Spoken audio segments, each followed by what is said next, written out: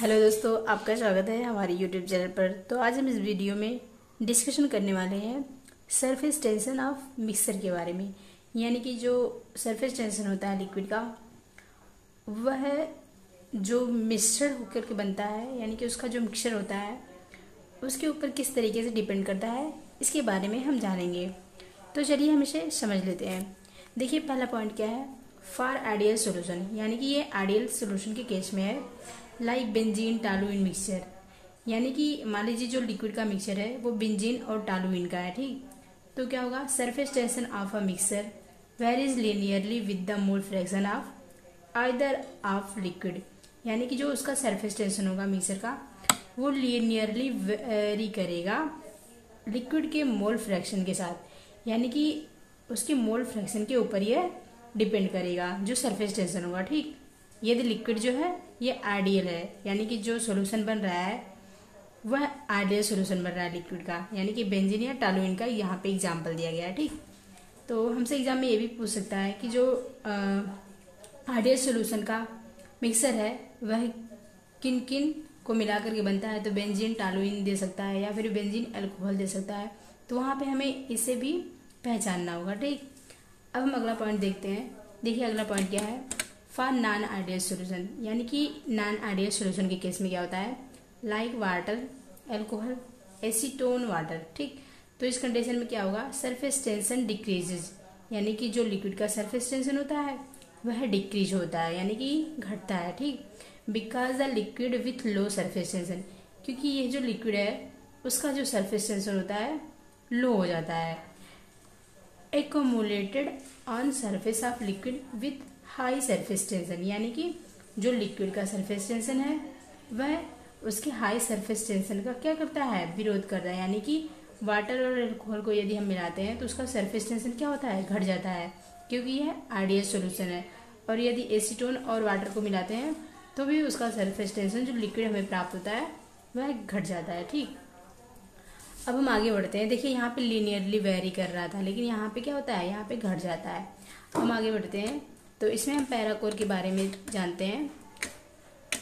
तो देखिए ये पीसीएस की सिलेबस में है, तो हम पीजीटी में भी पढ़ लेते हैं। देखिए, the parachor according to D B Macleod surface tension, यानी कि ये जो वैज्ञानिक थे इनके अनुसार क्या है, surface tension of a liquid is related with the density of liquid and it's saturated vapour pressure by the equation, यानी कि इन्होंने जो इक्वेशन दिया था इस बेस पे दिया था कि जो सरफेस टेंशन होता है लिक्विड का वह रिलेटेड होता है उस लिक्विड की डेंसिटी से, और जो उसका वेपर प्रेशर होता है जिससे वह सेचुरेट होता है, यानी कि अलग होता है। यानी कि जो लिक्विड का जो डेंसिटी होता है उसकी डेंसिटी और जो उस लिक्विड का जो वेपर फेज बन रहा है, यानी कि जब वह वेपर फेज में कन्वर्ट हो रहा है तो उस कंडीशन की डेंसिटी में इन्होंने इक्वेशन दिया था, ठीक।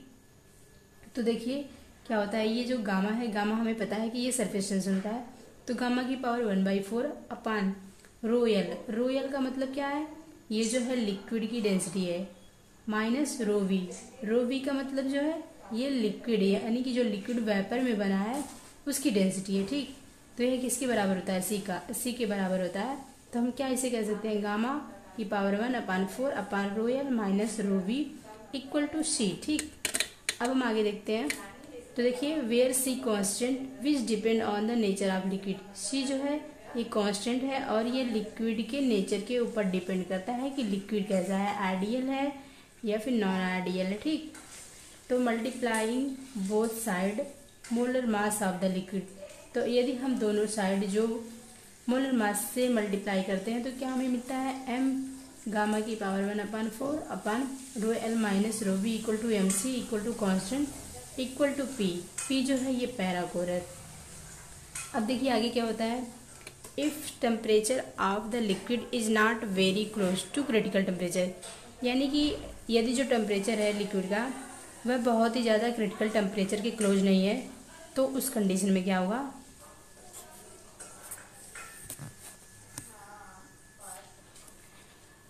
तो यहाँ पे रो एल जो हो जाएगा ये बहुत ही ज़्यादा ग्रेटर हो जाएगा रो वी से, यानी कि जो लिक्विड की डेंसिटी है और ये वेपर की डेंसिटी है, तो लिक्विड की डेंसिटी बहुत ज़्यादा होगी। कब, यदि जो वह क्रिटिकल टेम्परेचर के बहुत ही ज़्यादा उसका टेम्परेचर क्लोज नहीं है, ठीक।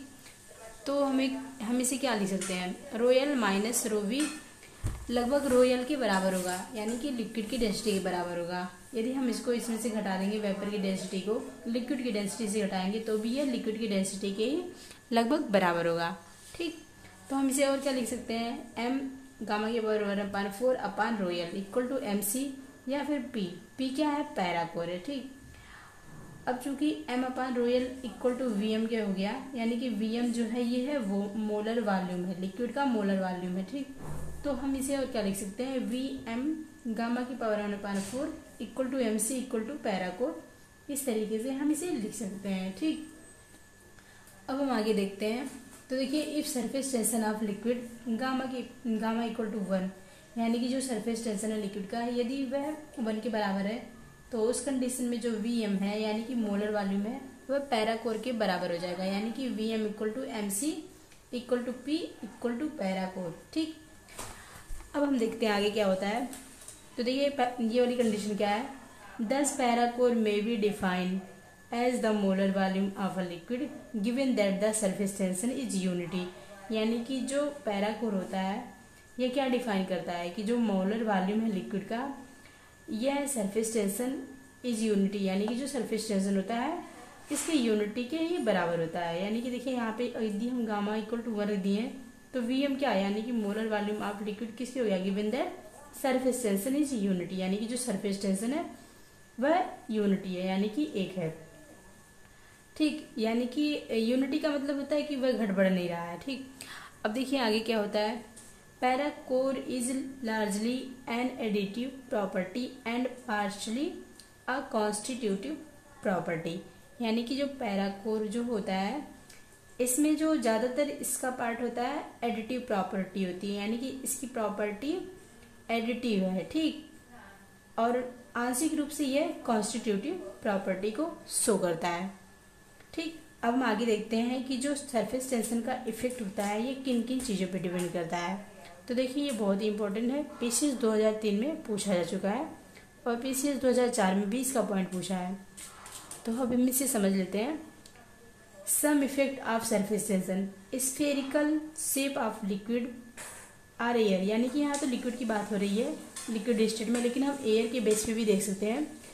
Air bubble is due to surface tension, a sphere has minimum surface area of a for a given volume, यानी कि जो स्फेरिकल शेप होता है लिक्विड का, यदि उसका जो सरफेस टेंशन उस टाइम देखा जाए तो वह स्फेरिकल शेप में है तो उसका जो एरिया होगा वह मिनिमम होता है, यानी कि जो लिक्विड का स्फेरिकल शेप में वह जो एरिया कवर करता है उसका जो वॉल्यूम है वह मिनिमम कवर करता है।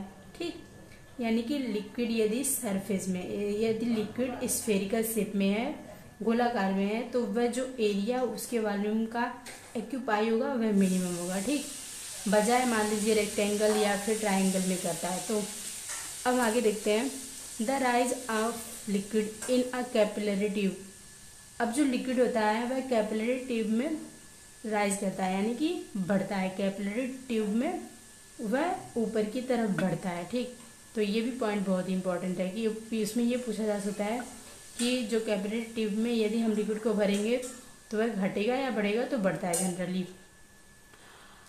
अब हम आगे देखते हैं। देखिए, जबकि इसमें दो कंडीशन होता है उसको हम अभी आने वाले वीडियो में बताएंगे, तो अभी हम ये पॉइंट देख लेते हैं। The vapour pressure of a liquid is greater when it is in the form of small droplet then with it has a place surface, यानी कि जो लिक्विड का वेपर प्रेशर होता है वह ज़्यादा होता है कब, when it is the form of small droplet, यानी कि जब वह अपने स्मॉल ड्रॉपलेट, यानी कि जब उसका जो ड्रॉप होता है वह स्मॉल होता है। ठीक, then with it has place surface, यानी कि तब वह क्या करता है, इसके पास जो प्लेस यानी कि जो स्थान होता है उसके सरफेस का, यानी कि उसके सतह का जो जगह होता है, यदि वह ड्रॉपलेट यानी कि ड्रॉप बूंद के फॉर्म में है तो उस टाइम जो लिक्विड होता है उसका जो वेपर प्रेशर होता है वह ज़्यादा होता है। ठीक, यानी कि दोस्तों हम इस तरीके से भी कह सकते हैं कि यदि लिक्विड का जो लिक्विड अपने ड्रॉप शेप में है, यानी कि उसका यदि जो फॉर्म आ स्मॉल ड्रॉपलेट, यानी कि यदि वह ड्रॉपलेट यानी कि बूंद में है, छोटा सा बूंद है, तो उस टाइम जो उसका वेपर प्रेशर होता है लिक्विड का वह ज़्यादा होता है, ठीक, बजाय यदि वह अगर with it has flat surface, यानी कि यदि वह सरफेस यानी कि प्लेस कोई स्थान एक्यूपाई कर रहा है, ठीक। तो दोस्तों अब हम यहाँ पे केल्विन के अनुसार देख लेते हैं कि इन्होंने क्या इक्वेशन दिया था। तो देखिए, the vapour pressure P for a droplet of radius R is given as, यानी कि ln P upon P nought equal to gamma m small m upon R rho RT के बराबर होता है। अब हम इन सभी टर्म को देख लेते हैं। तो देखिए, P नॉट जो है ये है vapour pressure of bulk sample of liquid, यानी कि जो हम लिक्विड ले रहे हैं जो सैंपल के बेस पे, वह उसके बल्क वाले एरिया का वेपर प्रेशर है। और यह वाला जो P है ये जो वेपर प्रेशर ऑफ ड्रॉपलेट, यानी कि ये ड्रॉपलेट का वेपर प्रेशर है। तो gamma equal to density of liquid, ये हमें पता ही है। R जो है ये गैस कांस्टेंट है, ठीक। तो हमें क्या मिलता है, the vapour pressure of bulk it is in form small d has a place surface, यानी कि देखिए जो वेपर प्रेशर है बल्क का वह क्या होता है, it is in form of small d, यानी कि जो उसका डेंसिटी होता है वह स्मॉल d यहाँ पे हम लेंगे, यानी कि जो उसका प्लेस है, जो लिक्विड अपना प्लेस एक्यूपाई कर रहा है वह अपने डेंसिटी के बेस पे करेगा, ठीक।